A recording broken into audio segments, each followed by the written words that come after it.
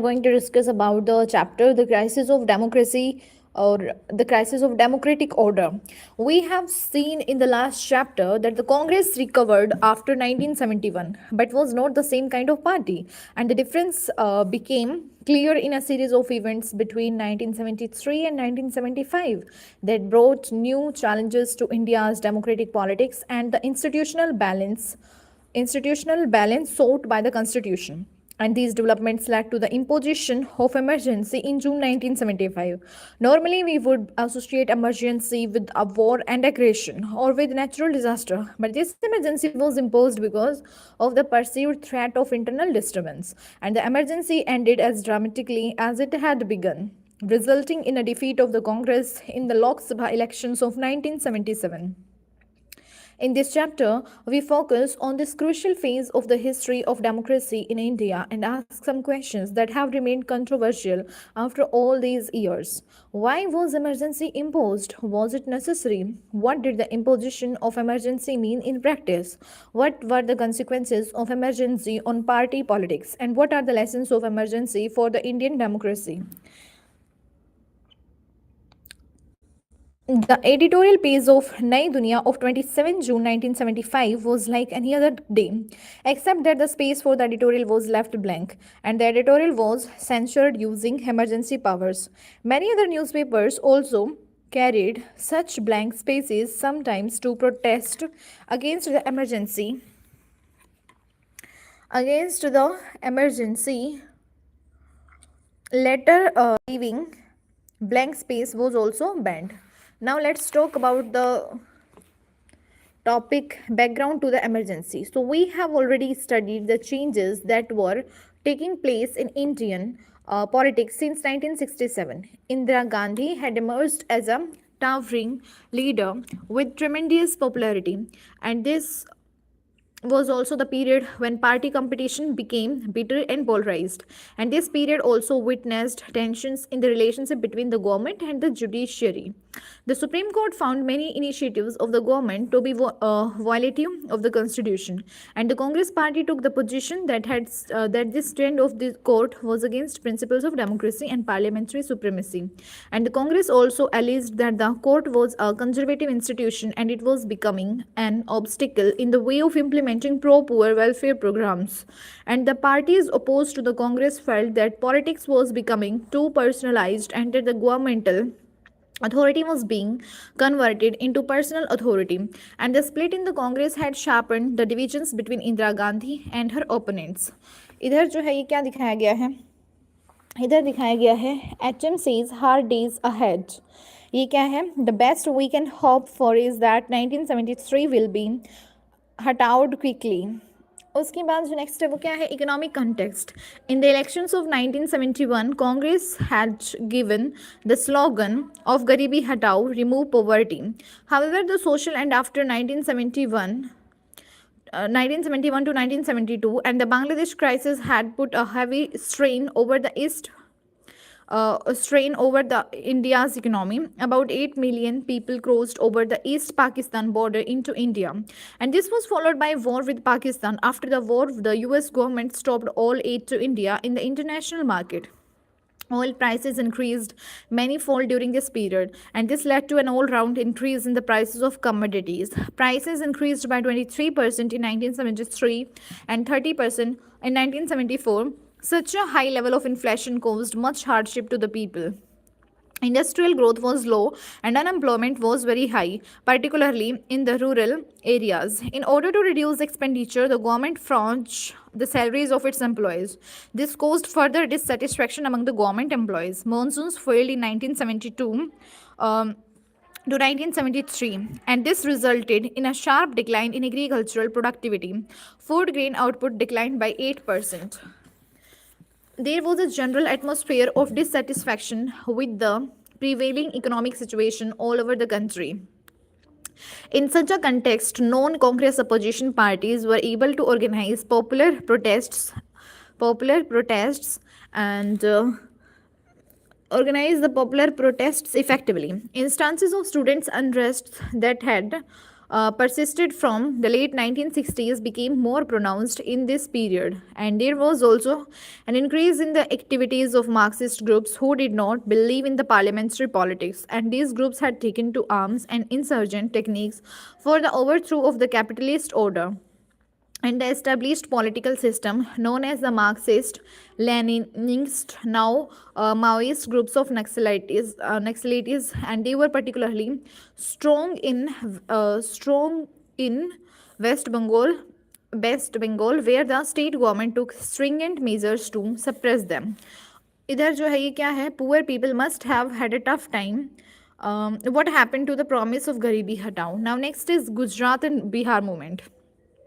Students' protests in Gujarat and Bihar, both of which were Congress ruled states, had far reaching impact on the politics of the two states and national politics.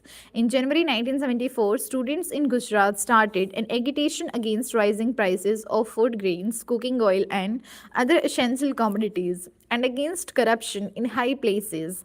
And the students' protest was joined by major opposition parties and became widespread, leading to the imposition of president's rule in the state, and the opposition parties demanded fresh elections to the state legislature.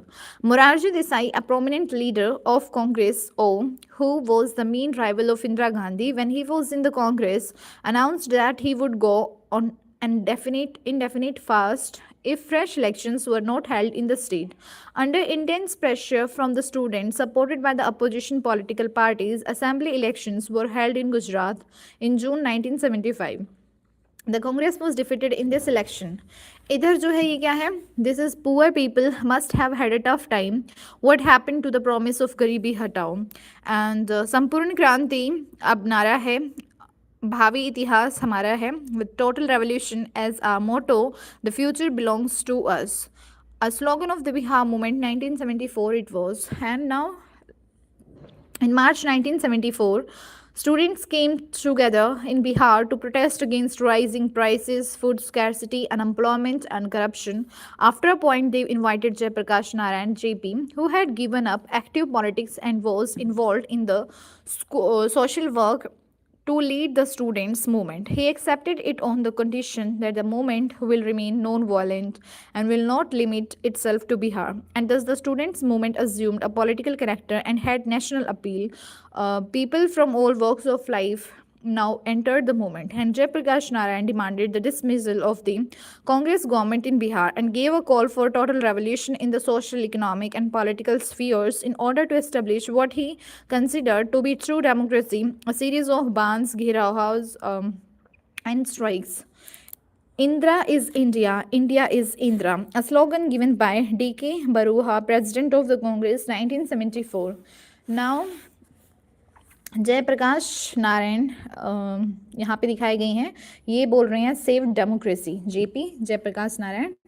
एक तरफ जो है देश बर्बाद हो रहा था due to corruption and lawlessness and violence की वजह से, एंड यहाँ पे ये जो लीडर्स हैं, look he is trying to subvert democracy, create chaos and grab power. फिर ये बोलते कि डेमोक्रेसी जो है वो जेपी नारायण जो है वो तोड़ना चाहते हैं. यहाँ पे जो है लोकनायक जयप्रकाश नारायण के बारे में, जेपी के बारे में दिया गया है. 1902 to 1979, a Marxist in his youth, founder, general secretary of the Congress Socialist Party and the Socialist Party, a hero of the 1942 Quit India movement, declined to join Nehru's cabinet after 1955, quit active politics, became a Gandhian, and was involved in the Bhudan movement, negotiations with the Naga rebels, peace initiative in Kashmir, and ensured the surrender of dacoits in Chambal, leader of Bihar movement. He became the symbol of opposition to emergency and was the moving force behind the formation of Janata Party. यहाँ पे हम क्या पढ़ रहे थे? In March 1974, students came together in Bihar to protest against rising prices, food scarcity, unemployment, and corruption. After a point, they invited Jayaprakash Narayan, who had given up active politics and was involved in the social work, to lead the students' movement. He accepted it on the condition that the movement will remain non-violent and will not limit itself to the Bihar. And as the students' movement assumed a political character and had national appeal, people from all walks of life now entered the movement, and Jayaprakash Narayan demanded the dismissal of the Congress government in Bihar and gave a call for the total revolution in the social, economic, and political spheres in order to establish what he considered to be true democracy. A series of bans, girohas, and strikes were organized in protest against the Bihar government, and the government, however, refused to resign. And the movement was beginning to influence national politics, and Jayaprakash Narayan wanted to spread the Bihar movement to the other parts of the country. Alongside the agitation led by the Jayaprakash Narayan, the employees of the railways gave a call for the nationwide country. In 1975, JP led a people's march to the parliament, and this was one of the largest political rallies ever held in the capital. He was now supported by the non-Congress opposition parties like the Bharatiya Janasangh and the Congress O and the Bharatiya Lokdal and the Socialist Party and others. These parties were projecting JP as an alternative to Indira Gandhi. However, there were many criticisms about his ideas and about the politics of mass agitations that he was employing. Both the Gujarat and Bihar agitations were seen as the anti-Congress, and rather than opposing the state governments, they were seen as protests against the leadership of Indira Gandhi. She believed that the movement was motivated by the personal opposition to her. Railway strike of 1974 की अगर हम बात करें, so what would happen when the railway stopped running? Not for 1 or 2 days, but for more than a week. Of course, many people would be inconvenienced, but more than that, the economy of the country would come to a halt because goods are transported from one part to the another by the trains. Do you know that such a thing actually happened in 1974? The National Coordination Committee for the Railwaymen's struggle led by the George Fernandez gave a call for the nationwide strike by all employees of the railways for pressing their demands related to the bonus and service conditions, and the government was opposed to these demands, so the employees of India's largest public sector undertaking went on a strike in May 1974, and the strike by the railway employees added to the atmosphere of labor unrest. It also raised issues like the rights of the workers and whether employees of essential services should adopt measures like strikes, and the government declared the strike illegal as the government refused to concede the demands of the striking workers, arrested many of their leaders, and deployed the territorial army to protect railway tracks, and the strike had to be called off after 20 days without any settlement. Now, conflict with the judiciary. So, this was also the period when the government and ruling party had many differences with the judiciary. Do you remember the discussion about the long drawn conflict between the parliament and the judiciary? You have studied this last year. Three constitutional issues had emerged. Can the parliament abridge fundamental rights? The Supreme Court said it cannot. Secondly, can the parliament curtail the right to property by making an amendment? Again, the court said that the parliament cannot amend the constitution in such a manner that rights are curtailed. Thirdly, the parliament amended the constitution saying that it can abridge fundamental rights for giving effect to the directive principles. But the Supreme Court rejected this provision also, and this led to a crisis as far as the relations between the government and the judiciary were concerned. Do committed judiciary and committed bureaucracy mean that the judges and government officials should be loyal to the ruling party? ये आपको बताना है. You may remember that this crisis culminated in the famous Keshwananda Bharti case. In this case, the court gave a decision that there are some basic features of the constitution and the parliament cannot amend these features. Two developments further added to the tension between the judiciary and the executive immediately after the Supreme Court's decision in 1973 in the Keshwananda Bharti case. A vacancy arose for the post of the Chief Justice of India. It had been a practice to appoint the senior most judge of the Supreme Court as the Chief Justice. But in 1973, the government set aside the seniority of three judges and appointed Justice A.N. Roy as the Chief Justice of India, and the appointment became politically controversial because All the three judges who were superseded had given rulings against the stand of the government. Thus, the constitutional interpretations and political ideologies were getting mixed up rapidly. People close to the prime minister started talking of the need for a judiciary and the bureaucracy committed to the vision of the executive and the legislature. And the climax of the confrontation was, of course, the ruling of the High Court declaring Indira Gandhi's election invalid. That is like asking the army to disobey the government. Is that democratic declaration of emergency? Now let's talk about this. On 12 June 1975, Justice Jagmohan Lal Sinha of the Allahabad High Court passed a judgment declaring Indira Gandhi's election to the Lok Sabha invalid, and this order came on an election petitions filed by Raj Narayan, a socialist leader and a candidate who had contested against her in 1971. The petition challenged the election of Indira Gandhi on the ground that she had used the services of the government servants in her election campaign, and the judgments of the High Court meant that legally she was no more an MP and therefore could not remain the Prime Minister unless she was once again elected as an MP within 6 months. On June 24, the Supreme Court granted her a partial stay on the High Court order till her appeal was decided, and she could remain an MP but could not take part in the proceedings of the Lok Sabha. Now, crisis and response.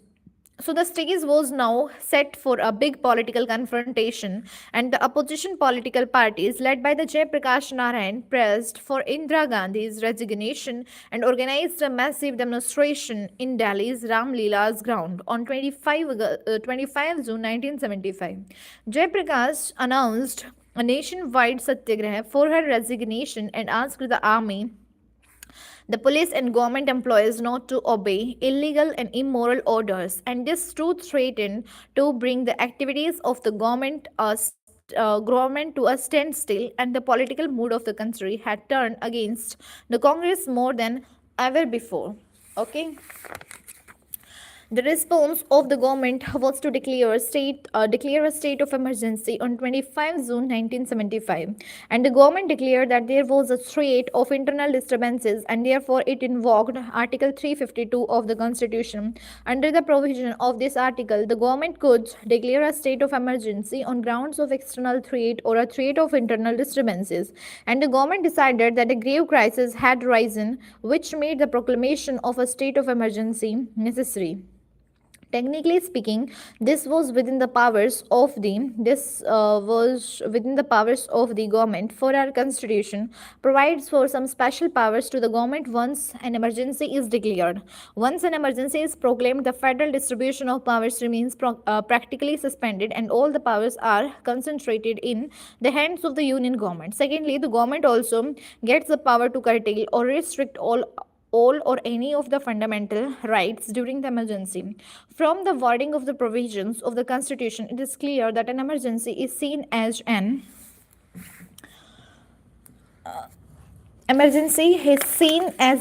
extraordinary condition in which normal democratic politics cannot function, and therefore special powers are granted to the government. Now let's see here in this cartoon. With such massive sport, you should not think of stepping down.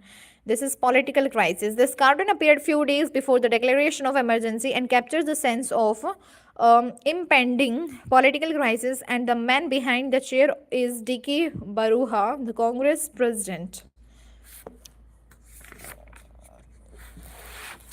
On the night of 25 June 1975, the Prime Minister recommended the imposition of emergency to President Fakhruddin Ali Ahmad. He issued the proclamation immediately. After midnight, the electricity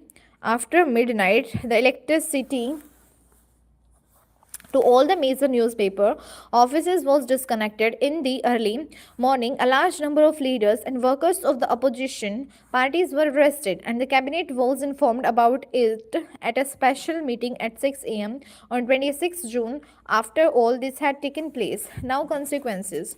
So this brought the agitation to an abrupt stop. Strikes were banned, and many opposition leaders were put in jail, and the political situation became very quiet, though tense. Deciding to use its special powers under emergency provision, and the government suspended the freedom of the press, and newspapers were asked to get prior approval for all the material to be published, and this is known as press censorship. Apprehending social and communal disharmony, the government banned Rashtriya Swayamsevak Sangh (RSS) and Jamaat-e-Islami. Protests and strikes and public agitations were also disallowed. Most importantly, under the provisions of emergency, the various fundamental rights of citizens stood suspended, including the right of citizens to move the court for restoring their fundamental rights. And the government made extensive use of preventive detention under this provision. People are arrested and detained not because they have committed any offense, but on the apprehension that they may commit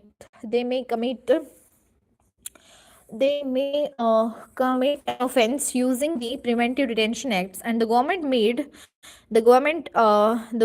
made large scale arrests during the emergency.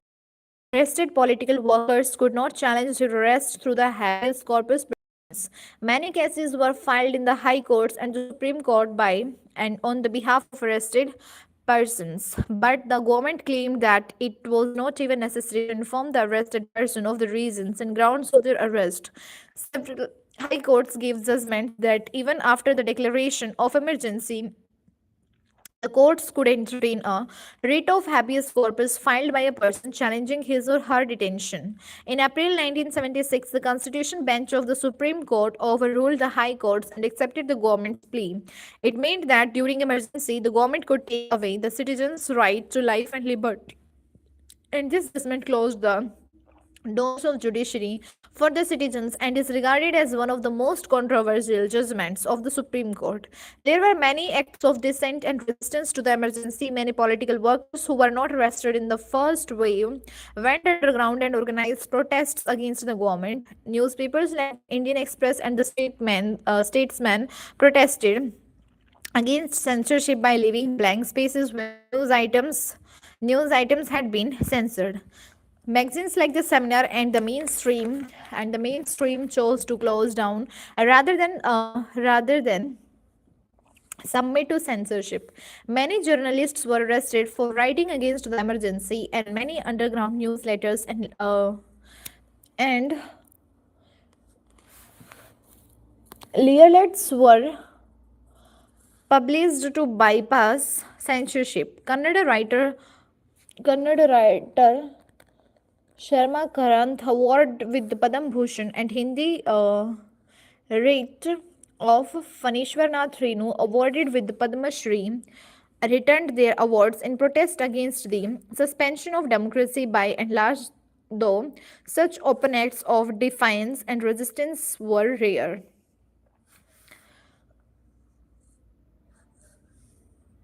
Let us not talk about the few who protested. What about the rest? All the big officials, intellectuals, social, and religious leaders, citizens, what were they doing? Here is the question. So, the parliament also brought in many new changes to the constitution in the background of the ruling of the Allahabad High Court in the Indira Gandhi case.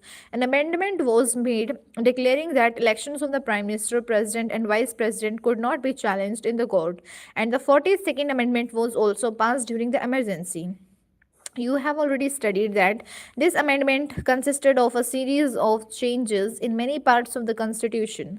Among the various changes made by this amendment, one was that the duration of the legislatures in the country was extended from 5 to 6 years, and this change was not only for the emergency period but was intended to be a permanent nature. Besides this, during an emergency, elections can be postponed by 1 year, and thus effectively, after 1971, elections needed to be held only in 1978 instead of 1976. Death of D.M. Okray, mourned by his wife T. Ruth, his son Eli Barthe, and his daughters Faith, Hope, and Justice. Anonymous advertisements in the Times of India soon after the declaration of emergency 1975. Here, now lessons of emergency. The emergency at once brought out both the weaknesses and the strengths of India's democracy. Though there are many observers who think that India ceased to be democratic during the emergency. It is noteworthy that normal democratic functioning resumed within a short span of time. Thus, one lesson of emergency is that it is extremely difficult to do away with the democracy in India. Secondly, it brought out some ambiguities regarding the emergency provision in the constitution that have been rectified since. Now, internal emergency can be proclaimed only on the grounds of armed rebellion, and it is necessary that the advice to the president to proclaim emergency must be given in writing by the union cabinet. Thirdly, the emergency made everyone more aware of the value of civil liberties, and the courts too have taken an active role after the emergency in protecting the civil liberties of the individuals, and this is a response to the inability of the judiciary to protest civil liberties effectively during the emergency. Many civil liberties organizations came up after this experience. Today's India Independence Day, don't let the lights go out on India's democracy. An advertisement in the Times London, 15 August 1975 by the Free JP campaign. Now, however, the critical years of emergency brought many issues that have not been adequately grappled with. We have noted in this chapter that there is a tension between the routine functioning of a democratic government and continuous political protests by the parties and groups. What is the correct balance between the two? Should the citizen have full freedom to engage in the protests activity, or should they have no such right at all? What are the limits to such a protest? Secondly, the actual implementation of the emergency rule took place through the police and the administration, and these institutions could not function independently, and they were turned into political instruments of the ruling party. And according to the Shah Commission report, the administration and the police became vulnerable to the political pressures, and this problem did not vanish after the emergency. Now, Morarji Desai's 1896 to 1995, freedom fighter, a Gandhian leader, proponent of khadi, naturopathy and prohibition, Chief Minister of Bombay. Yes, I am just reading it out. Freedom fighter, a Gandhian leader, proponent of khadi, naturopathy and prohibition, Chief Minister of Bombay, State Deputy Prime Minister from 1967 to 1969, joined Congress O. After the split in the party, Prime Minister from 1977 to 1979, first Prime Minister belonging to a non-Congress party. Thank you. Politics after emergency. Now let's talk about this. So the most valuable and lasting lesson of the emergency was learnt as soon as the emergency was over and the Lok Sabha elections were announced.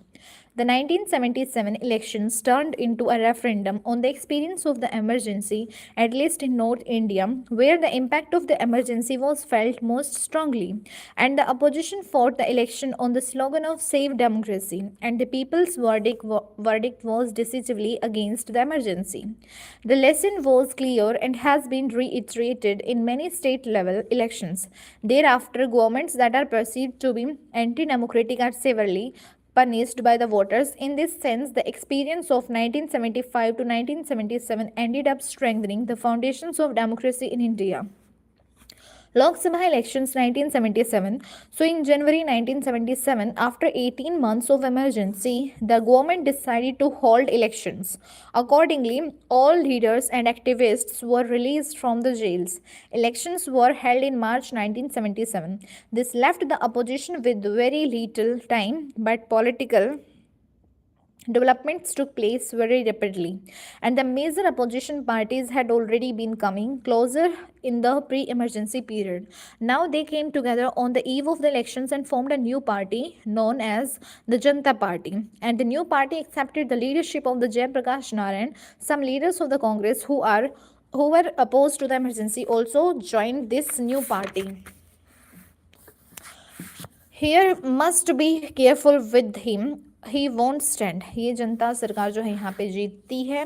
ये a cartoonist's reading of who won and what was defeated in the 1977 election. Those standing with the common man include Jagjeevan Ram, Morarji Desai, Charan Singh and Atal Bihari Vajpayee. Some other Congress leaders also came out and formed a separate party under the leadership of Jagjeevan Ram. This party, named as Congress for the Democracy, later merged with the Janata Party. And the Janata Party made this election into a referendum on the emergency. Its campaign was focused on the non-democratic character of the rule and on the various excesses that took place during this period. In the backdrop of arrests of thousands of persons and the censorship of the press, the public opinion was against the Congress. Against the Congress, Jayaprakash Narayan became the popular symbol of restoration of democracy. And the formation of Janata Party also ensured that non-Congress votes would not be divided. It was evident that the going was tough for the Congress, yet the final results took everyone by surprise. For the first time since independence, the Congress Party was defeated in the Lok Sabha elections, and the Congress could win only 154 seats in the Lok Sabha. Its share of popular vote fell to the less than 35%, and the Janata Party and its allies won 330 out of the 542 seats in the Lok Sabha. Janata Party itself won 295 seats and thus enjoyed a clear majority in the North India. It was a massive electoral wave against the Congress. The Congress lost in every constituency in Bihar, Uttar Pradesh, Delhi, Haryana, and the Punjab, and could win only one seat each in Rajasthan and Madhya Pradesh. Indira Gandhi was defeated from Rai Bareli, as was her son Sanjay Gandhi from Amethi. But if you look at the map showing the result of this election, sorry.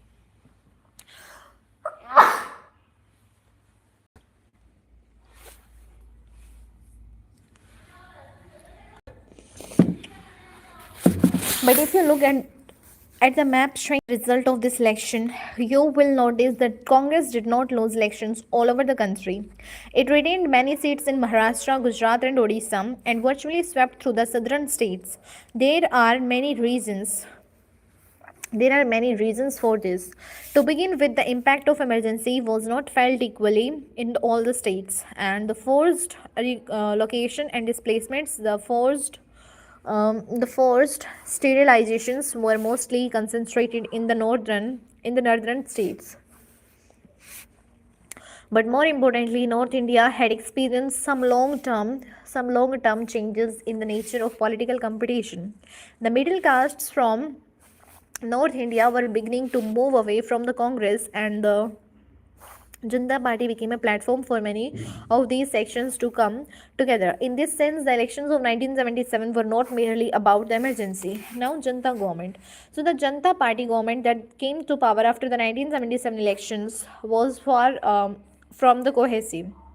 After the election, there was stiff competition among the three leaders for the post of the Prime Minister, Morarji Desai, who was the rival to Indira Gandhi. Ever since 1966 to 1967, Charan Singh, leader of the Bharatiya Lokdal and the farmers leader from the UP, and Jagjeevan Ram, who had vast experience as a senior minister in the Congress governments. Eventually, Morarji Desai became the Prime Minister, but they did not bring the power struggle within the party to an end. Here, this is the map shown Lok Sabha election results. Janata Party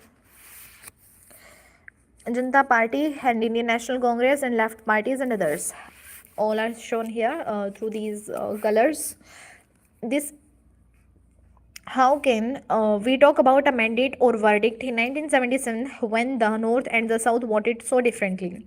Read this map and identify the states where Congress lost very badly, and those states where Congress and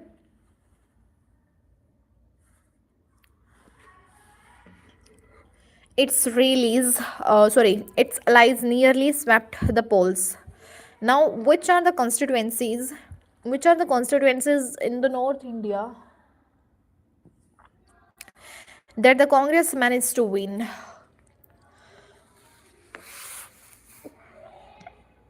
Here it is shown कि जनता सरकार जो है वो poors की नहीं सुन रही है, वो कह रही है I can't hear you. And here फिर से इंदिरा गांधी जो है वो आ जाती है अगेन. ठीक है, उसके बाद क्या होता है? Janata Party faction fight inspired many cartoons at that time. Here is a selection. I got it. Emergency was like a vaccination against dictatorship. It was painful and caused fever, but strengthened the resistance of our democracy. It is shown here Chaudhry Charan Singh, 1902 to 1987, Prime Minister of India between July 1979. January 1980, freedom fighter, active in the politics of Uttar Pradesh, proponent of rural and agricultural developments, left Congress party and founded Bharatiya Kranti Dal in 1967. twice Chief Minister of UP. Later, he was one of the founders of the Janata Party 1977 and became Deputy Prime Minister and Home Minister 1977 to 1979, founder of the Lok Dal. उसके बाद क्या होता है, the opposition to the emergency could keep the together only for a while. Its critics felt that the Janata Party lacked direction, leadership, and a common program, and the Janata Party government could not bring about a fundamental change in politics, policies from those pursued by the Congress. The Janata Party split and the government, which was led by the Morarji Desai, lost its majority in less than 18 months. Another government headed by the Charan Singh was formed on the assurance of the support of the Congress Party.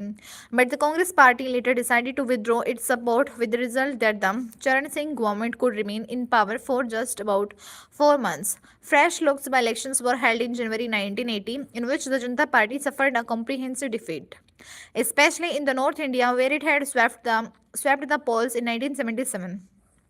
Congress party led by the Indira Gandhi nearly repeated its great victory in 1971. It won 353 seats and came back to power. And the experience of 1977 to 1979 taught another lesson in democratic politics. Governments that are seen to be unstable and quarrelsome are severely punished by the voters. Here, Jagjeevan Ram, 1908 to 1986, freedom fighter and Congress leaders from Bihar, Deputy Prime Minister of India, 1977 to 1979. Member of the Constituent Assembly, also a member of Parliament since 1952 till his death. Labour Minister in the First Ministry of Free India, held various other ministries from 1952 to 1977, a scholar and astute administrator. Now let's talk about the legacy. But was it only a case of return of Indira Gandhi? Between the elections of 1977 and 1980, the party system had changed dramatically. Since 1969, the Congress Party had started shedding its character as an umbrella party which accommodated leaders and workers of different ideological dispensations and viewpoints. The Congress Party now identified itself within a particular ideology, claiming to be the only socialist and pro-poor party. Thus, with the early 1970s, the Congress political success depended on attracting people on the basis of sharp social and ideological divisions and the appeal of one leader, Indira Gandhi. With the change in the nature of the Congress party, other opposition parties relied more and more on what is known in Indian politics as non-Congressism. They also realized the need to avoid a division of non-Congress votes in the election, and this factor played a major role in the elections of 1977. In an indirect manner, the issue of welfare of the backward castes also began to dominate politics since 1977. As we saw the above, the results of 1977 elections were at least partly due to a shift among the backward castes of North India. Following the Lok Sabha elections, many states also held assembly elections in 1977. Again, the northern states elected non-Congress governments in which the leaders of the backward castes played an important role, and the issue of the reservations for other backward classes became very controversial in Bihar. And following this, the Mandal Commission was appointed by the Janata Party. Here ये है इंदिरा बुलाओ देश बचाओ, ये है sweeping the Paul's. ये इंदिरा यहाँ पे जो है वो जीत जाती है, Indira Gandhi. And this cartoon appeared after the election results of 1980. So here we were discussing the issue of reservations for the other backward classes became very controversial in Bihar, and following this, the Mandal Commission was appointed by the Janata Party government at the center. You will read more about this and about the role of the politics of backward castes in the last chapter. And elections after the emergency set off the process of this change in this party system. And the emergency and the period around it can be described as a period of constitutional crisis because it had its origin in the constitutional battle over the jurisdiction of the parliament and the judiciary. On the other hand, it was also a period of political crisis and the party in power had absolute majority, and yet its leadership decided to suspend the democratic process, and the makers of India's constitution trusted that all the political parties would basically abide by the democratic norm. Even during the emergency, when the government would use extraordinary powers, its use would be within the norms of the rule of law, and this expectation led to the wide and open-ended powers given to the government in the times of emergency, and these were abused during the emergency, and this political crisis was more serious than the constitutional crisis. Another critical issue that emerged during this period was the role and extent of mass protests in a parliamentary democracy. There was clearly a tension between the institution based democracy and democracy based on the spontaneous popular participation, and this tension may be attributed to the inability of the party system to incorporate the aspirations of the people. In the next chapter, we shall study some of the manifestations of this tension, in particular debates around regional identity. Here, what is shown? This is Hazaro Khwaishe. Siddharth, Vikram, and Geeta are three spirited and socially engaged students graduating from Delhi, and they follow different paths. While Siddharth is a strong supporter of the revolutionary ideology of social transformation, Vikram is in favor of achieving success in life, whatever the cost. The film narrates the story of their journeys towards their goals and underlying the disappointments. And the film is set in the backdrop of the 70s, and the young characters are products of the expectations and idealism of that period. And Siddharth is not successful in his ambition to stage revolution, but is so involved in the plight of the poor that he begins valuing their uplift more than revolution. On the other hand, Vikram becomes a typical political fixer, but is constantly ill at ease. तो ये 2005 year, director हैं इसको Sudhir Mishra, and screenplay Sudhir Mishra, Ruchi Narayan, Shiv Kumar Subramaniam, cast Kay Menon Shiney, Ahuja Chitrangada Singh. There are so many things which are given in this chapter. यहाँ पे हज़ारों ख्वाहिशें ऐसी, ये मतलब let's watch a film दे रखी है जो कि आप देख सकते हैं रिलेटेड टू दिस चैप्टर.